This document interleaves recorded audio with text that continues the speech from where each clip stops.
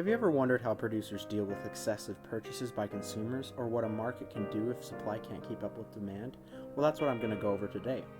In order to understand this, we must understand two principles that all economics rely on, those being supply and demand.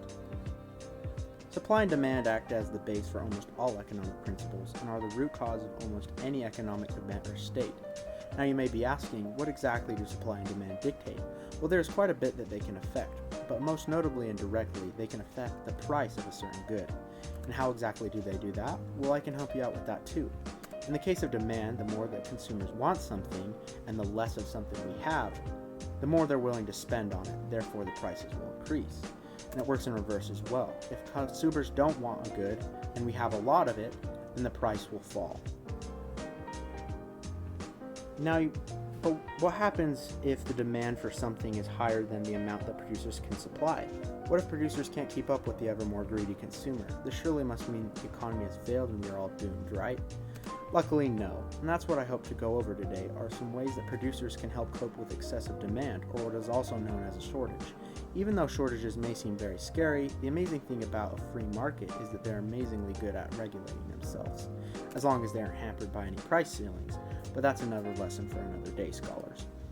As the demand for an item fluctuates, the market is usually pretty good at returning it to a stable price, but if it fluctuates very dramatically, it can take a while for it to return to equilibrium. But there are things we can do to help alleviate this process, one of those being increasing the demands for substitute goods.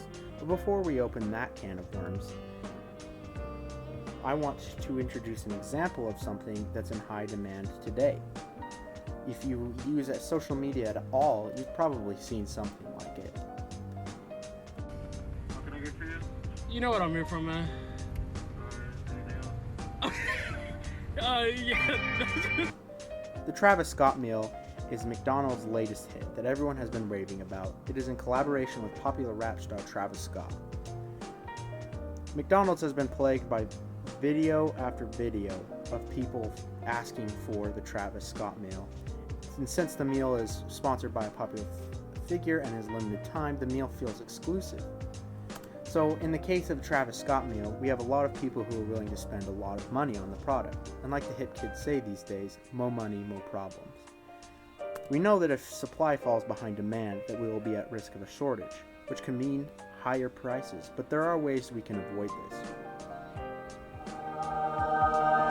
And this is where substitute goods comes in to save the day. What exactly are substitute goods, though? Substitute good is something that can replace another good by satisfying the same needs that the original good did. Why exactly do we care, though? Well, we care because of a certain principle that dictates when the demand for a substitute good increases, the demand for the original good will fall. And this is what we want. If demand has become higher than the amount that can be supplied, we want to bring it back to equilibrium and keep the price at a relatively stable price. This is how we can help manage the Travis Scott meal situation. If another company produces a similar product with a similar sponsor, this will help draw consumers away from the Travis Scott burger. Even if McDonald's did a massive sell on the Big Mac, which is still a substitute good for the Travis Scott meal, this would help lower demand for it.